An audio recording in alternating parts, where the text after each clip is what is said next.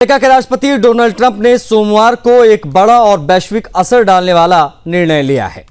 देखिए, ट्रंप ने बांग्लादेश और जापान सहित 14 देशों पर भारी टैरिफ यानी शुल्क लगाने की घोषणा कर दी है। आपको बता दें कि यह निर्णय औपचारिक रूप से सभी देशों को पत्र भेजकर सूचित किया गया है। कुछ देशों पर 25% टैक्स लगेगा तो कुछ पर यह टैक्स 30 से 40% तक होगा। वास्तव में ट्रंप प्रशासन का कहना है कि इन टैरिफ का उद्देश्य अमेरिका और इन देशों के बीच व्यापार में व्याप्त असंतुलन को ठीक करना है। ये शुल्क 1 अगस्त 2025 से लागू होंगे। आपकी जानकारी के लिए ये भी बता दें कि ट्रंप पहले 9 जुलाई को इस फैसले का ऐलान करने वाले थे, लेकिन बाद में उन्होंने इस घोषणा को आगे बढ़ाकर 1 अगस्त की तारीख अब तय की है। ट्रंप ने सबसे पहले जापान और दक्षिण कोरिया के नेताओं को पत्र भेजा और बताया कि उनके देश से अमेरिका में आने वाले सामान पर अब 25% का शुल्क लगेगा। ट्रंप ने पहले अप्रैल से संकेत दिया था। सभी अमेरिकी आयात पर 10% का बेसलाइन टैक्स लगाया जाएगा और करीब 60 देशों पर अलग अलग दरों से शुल्क लग सकता है। उस समय दुनिया भर के शेयर और बॉन्ड बाजारों में भारी उथल पुथल मच गई थी। इसके बाद इस फैसले को कुछ समय के लिए टाल दिया गया था। देशों को अमेरिका के साथ नई व्यापारिक शर्तों पर चर्चा का मौका दिया गया था। जबकि 8 जुलाई की डेडलाइन खत्म हो गई है तो ट्रंप ने साफ कर दिया कि 1 अगस्त से टैरिफ व्यवस्था लागू हो जाएगी। इस बीच न्यूयॉर्क टाइम्स की एक रिपोर्ट के अनुसार ट्रंप सरकार का इस सप्ताह कई देशों के साथ व्यापार समझौतों का ऐलान हो सकता है। भारत और अमेरिका के बीच में एक मिनी ट्रेड डील लगभग तय मानी जा रही है। यूरोपीय यूनियन भी अमेरिका के साथ समझौते के बेहद करीब है। वहीं पाकिस्तान, ताइवान और स्विट्जरलैंड जैसे देश भी अमेरिका से व्यापार डील के लिए कोशिश कर रहे हैं। अब तक अमेरिका ने ब्रिटेन और वियतनाम के साथ 2 प्राथमिक समझौते किए हैं। हालांकि इनकी पूरी जानकारी सार्वजनिक नहीं की गई है। वियतनाम के साथ हुए समझौते की शर्त तक स्पष्ट नहीं की गई है। ब्रिटेन पर अमेरिका ने 10% का टैरिफ लगाया है। साथ ही स्टील और एल्यूमिनियम पर 25% का अतिरिक्त शुल्क लगेगा। वहीं ब्रिटेन ने अमेरिकी सामानों पर कोई शुल्क नहीं लगाया है। वियतनाम पर अमेरिका ने 20% टैरिफ लगाया है, लेकिन वियतनाम ने भी अमेरिकी उत्पादों पर 0% शुल्क रखा है। जापान और दक्षिण कोरिया को लेकर अब भी कोई समझौता नहीं हो पाया है। इसकी वजह यह बताई गई है कि दोनों देशों में चुनाव होने हैं। साथ ही ट्रंप इन देशों के अहम उत्पाद जैसे कार, स्टील और इलेक्ट्रॉनिक्स पर अतिरिक्त टैरिफ लगाने की बात कर रहे हैं। इस बीच ट्रंप ने व्हाइट हाउस में इजराइल के प्रधानमंत्री बेंजामिन नेतन्याहू की मेजबानी करते हुए कहा कि भारत और अमेरिका के बीच व्यापार समझौता लगभग तय है। ट्रंप ने यह भी दावा किया है कि उन्होंने भारत और पाकिस्तान के बीच संभावित परमाणु युद्ध जैसी स्थिति को रोका। स्पष्ट कहा कि हमने दोनों देशों से कहा कि अगर आपस में लड़ेंगे तो अमेरिका आपसे कोई व्यापार संबंध नहीं रखेगा। चीन ने इस टैरिफ नीति का कड़ा विरोध किया। ब्रिक्स के सदस्य और चीन की विदेश मंत्रालय की प्रवक्ता माओ निंग ने कहा कि चीन किसी भी प्रकार के टैरिफ और दबाव की राजनीति का विरोध करता है। अब बात करते हैं भारत अमेरिका डील के संभावित लाभ की। तो अगर ये डील हो जाती है तो ये मानिए कि भारत को टेक्सटाइल, दवाइयां और ज्वेलरी के निर्यात में फायदा मिलेगा। 26% तक के टैरिफ हटने से भारतीय सामान अमेरिका में सस्ता बिकेगा। इससे व्यापार को बढ़ावा मिलेगा। 2030 तक भारत और अमेरिका द्विपक्षीय व्यापार $500 अरब तक पहुंच सकता है। वहीं अमेरिका को अपने खास उत्पाद जैसे पेकान, नट्स, ब्लूबेरी और गाड़ियां भारत में कम शुल्क पर बेचने का मौका मिलेगा। ये साझेदारी एशिया में चीन के प्रभाव को संतुलन करने में भी अहम होगी। वास्तव में यह डील भविष्य में एक बड़े मुक्त व्यापार समझौते यानी FTA की नींव भी रख सकती है। ट्रंप की 14 देशों पर टैरिफ की घोषणा जो है वो बेहद महत्वपूर्ण रहने वाली है। भारत अमेरिकी मिनी ट्रेड डील लगभग तय हो गया, इसके बारे में भी हमने आपको बताया। चीन ने टैरिफ पॉलिसी का खुलकर विरोध किया है, ये भी महत्वपूर्ण जानकारी। अमेरिका के राष्ट्रपति डोनाल्ड ट्रंप को एक और अंतर्राष्ट्रीय मान्यता की दिशा में बड़ा समर्थन मिला है। इजराइल के प्रधानमंत्री बेंजामिन नेतन्याहू ने उन्हें नोबेल शांति पुरस्कार के लिए औपचारिक रूप से नामांकित किया है। आपको बता दें कि मंगलवार को व्हाइट हाउस में हुई मुलाकात के दौरान नेतन्याहू ने खुद ट्रंप को यह जानकारी दी। उन्होंने ट्रंप से कहा कि मैं आपको वह पत्र दिखाना चाहता हूं जो मैंने नोबेल पुरस्कार कमेटी को भेजा है। इसमें आपको शांति पुरस्कार के लिए नॉमिनेट किया गया है। आप इसके हकदार हैं। वास्तव में नेतन्याहू ने यह सिफारिश मिडिल ईस्ट यानी मध्य एशिया में शांति स्थापना के लिए ट्रंप की कोशिशों के आधार पर की है। ये कदम ऐसे समय में उठाया गया जब पहले ही पाकिस्तान इस दिशा में पहल कर चुका है। आपकी जानकारी के लिए भी बता दें कि पाकिस्तान ने 20 जून को ट्रंप के नाम की सिफारिश की थी और यह दावा किया था कि ट्रंप ने भारत पाकिस्तान के बीच संघर्ष को टालने में अहम भूमिका निभाई। खुद ट्रंप भी कई बार सार्वजनिक रूप से कहते आए हैं कि उन्हें नोबेल शांति पुरस्कार मिलना चाहिए। उन्होंने 22 जून को कहा था कि मुझे अब तक 4-5 बार नोबेल शांति पुरस्कार मिल जाना चाहिए था, लेकिन यह पुरस्कार सिर्फ लिबरल्स को दिया जाता है। मंगलवार को ट्रंप ने एक बार फिर से इस मुद्दे को दोहराया। उन्होंने कहा कि उनकी सरकार ने भारत और पाकिस्तान के बीच में बहुत बड़ी लड़ाई को रोक दिया था। इसके अलावा उन्होंने कोसोवो, सर्बिया और रवांडा, कांगो जैसे क्षेत्र में संघर्षों को थामने का भी दावा किया है। ट्रंप ने साफ शब्दों में कहा है कि हमने दोनों देशों से कहा है कि अगर आप आपस में लड़ते हैं तो अमेरिका आपसे कोई व्यापार नहीं करेगा। दोनों देश शायद परमाणु युद्ध के स्तर तक पहुंच चुके थे, इसे रोकना बहुत आवश्यक था। अब बात पाकिस्तान की अगर हम करें तो वहां से ट्रंप को नोबेल पुरस्कार के लिए समर्थन पहले मिल चुका है। पाकिस्तान के आर्मी चीफ मुनीर ने 18 जून को व्हाइट हाउस में ट्रंप से मुलाकात की थी। इससे पहले मुनीर ने सार्वजनिक मंच से कहा था कि ट्रंप ने भारत और पाकिस्तान के बीच संघर्ष को टालने में महत्वपूर्ण भूमिका निभाई। इस बयान के बाद ट्रंप ने उन्हें व्हाइट हाउस में लंच के लिए आमंत्रित किया। केवल इतना ही नहीं, पाकिस्तान सरकार ने भी आधिकारिक बयान जारी कर कहा कि ट्रंप की कूटनीतिक पहल से यह संभावित युद्ध टला है। भारत और पाकिस्तान के बीच तनाव के उस दौर में ट्रंप ने नई दिल्ली और इस्लामाबाद दोनों से बात की, संघर्ष विराम की नींव रखी। अब सवाल उठता है कि क्या ट्रंप को वाकई नोबेल शांति पुरस्कार मिल सकता है, मिलना चाहिए। आपको बता दें कि 2026 के नोबेल शांति पुरस्कार के लिए नामांकन प्रक्रिया सितंबर से शुरू होगी। हालांकि अंतिम तारीख का अभी ऐलान नहीं हुआ है। 2025 के नोबेल शांति पुरस्कार के लिए नामांकन की अंतिम तिथि 31 जनवरी थी। इस बार कुल 338 नामांकन हुए हैं। इनमें से 244 व्यक्ति थे और 94 संगठन। 2023 में ये संख्या 286 थी, जबकि 2016 में सबसे ज्यादा 376 नामांकन हुए। हालांकि नोबेल पुरस्कार कमेटी के नियमों के अनुसार किसी भी नामांकन को 50 वर्षों तक सार्वजनिक नहीं किया जाता, यानी औपचारिक नामांकन भले ही हो, लेकिन ये पुष्टि तभी होगी जब पुरस्कार घोषित किए जाएंगे।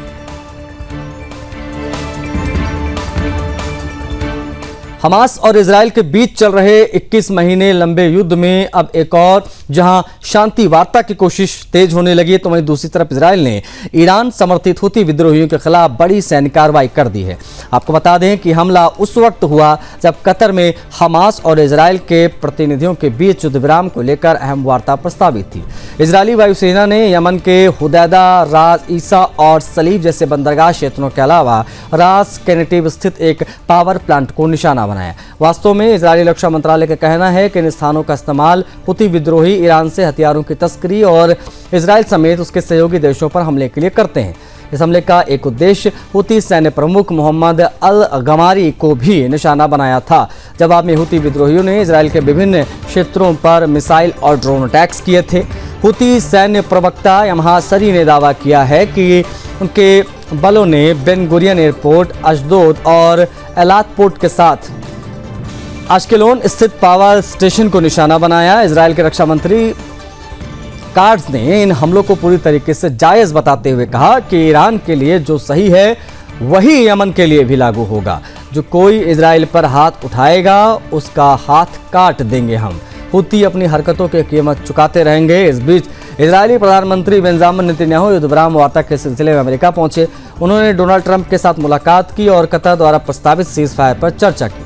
जानकारी के लिए भी बता दें कि कतर ने युद्ध विराम के लिए एक प्रस्ताव तैयार किया है, जिसके तहत 10 जीवित इजरायली बंधकों की रिहाई होगी, 18 मृत बंधकों के शव भी लौटाए जाएंगे। 60 दिनों का युद्ध विराम लागू होगा और स्थायी समाधान की दिशा में बातचीत भी होगी। लेकिन इन कूटनीतिक प्रयासों के बीच गाजा में इजरायली सेना के हमले लगातार जारी हैं। पिछले 24 घंटों में 80 लोगों की जान गई थी और 300 से अधिक घायल हुए। वास्तव में यह पहला मौका नहीं है जब इजराइल ने युद्ध विराम की बातचीत के दिन सैन्य कार्रवाई की हो। आपको बता दें कि 27 नवंबर 2024 को जब इजराइल और हिजबुल्लाह के बीच आधिकारिक संघर्ष विराम हुआ था, उसी दिन इजराइल ने दक्षिणी लेबनान पर हवाई हमले किए थे। 19 जनवरी 2025 को हमास के साथ युद्ध विराम लागू हुआ और उसी दिन गाजा पर हमला हुआ। जिसमें 36 लोग मारे गए। 24 जून 2025 को जब ट्रंप की मध्यस्थता में ईरान इजराइल के बीच युद्ध विराम हुआ, उसके कुछ घंटों बाद ही इजराइल ने ईरानी रडार सिस्टम पर स्ट्राइक की। 21 महीनों से जारी इस युद्ध में अब तक 56,000 से ज़्यादा फिलिस्तीनी मारे जा चुके हैं। हमास ने 7 अक्टूबर 2023 को इजराइल पर हमला कर इस संघर्ष की शुरुआत की थी, जिसमें 1200 लोग मारे गए, 251 बंधक बनाए गए। गाजा के स्वास्थ्य मंत्रालय के मुताबिक इजरायली हमलों में हजारों लोग मारे जा चुके हैं और 5 लाख से ज़्यादा लोगों पर भुखमरी का संकट मंडरा रहा है। सो अलग संयुक्त राष्ट्र की रिपोर्ट में चेतावनी दी गई है कि अगर इजराइल मानवीय सहायता पर लगी पाबंदियां नहीं हटाता है तो गाजा में अकाल जैसी स्थिति बन सकती है। हर 5 में से एक व्यक्ति भुखमरी की चपेट में आ जाएगा, यहाँ तक का अनुमान लगाया गया है। जेनेरियो से ब्राजील की राजधानी ब्राजीलिया पहुंचे। उनका स्वागत शिव तांडव स्त्रोत के पाठ और भारतीय शास्त्रीय नृत्य की सुंदर प्रस्तुति के साथ हुआ, जैसा कि आप देख सकते हैं। इसके साथ ही ब्राजील की समृद्ध सांस्कृतिक विरासत के प्रतीक सामा रंगे नृत्य का भी आयोजन वहां किया गया था। पीएम मोदी ने सोशल मीडिया पर इन सांस्कृतिक प्रस्तुतियों की सराहना भी की। ब्राजील की परंपरा को उन्होंने सम्मानित बताया। आपको बता दें कि प्रधानमंत्री मोदी इस समय 2 जुलाई से 10 जुलाई तक 5 देशों की विदेश यात्रा पर हैं। अब तक वे घाना, त्रिनिदाद एंड टोबैगो, अर्जेंटीना का दौरा कर चुके हैं। फिलहाल ब्राजील में है, जहां ब्रिक्स समिट भी आयोजित हुआ। इसके बाद नमीबिया भी वो रवाना होने वाले हैं। आज पीएम मोदी ब्राजील के राष्ट्रपति लूला डी सिल्वा के साथ ट्रेड, रक्षा, ऊर्जा, अंतरिक्ष, विज्ञान, तकनीक, कृषि, स्वास्थ्य जैसे अहम क्षेत्रों में द्विपक्षीय यानी बायलैटरल बातचीत करेंगे। इससे पहले सोमवार को प्रधानमंत्री मोदी ने ब्रिक्स समिट में हिस्सा लिया था, जहां उन्होंने पर्यावरण, जलवायु परिवर्तन, वैश्विक स्वास्थ्य जैसे मुद्दों पर संबोधन दिया था। उन्होंने कहा कि मानव और पृथ्वी के स्वास्थ्य को अलग नहीं किया जा सकता। कोरोना महामारी ने यह दिखाया कि बीमारी ना तो पासपोर्ट देखती है, ना ही वीज़ा, और इसका समाधान भी केवल एक साथ ही मिलकर निकाला जा सकता है। वास्तव में प्रधानमंत्री मोदी का यह संबोधन उस 126 बिंदुओं वाले घोषणा पत्र का हिस्सा बना, जिसे ब्रिक्स देशों ने 17वें सम्मेलन में संयुक्त रूप से जारी किया। इसमें जम्मू कश्मीर के पहलगाम में हुए आतंकवादी हमले की कड़ी निंदा की गई थी। इस हमले की मानवता पर हमला बताया गया।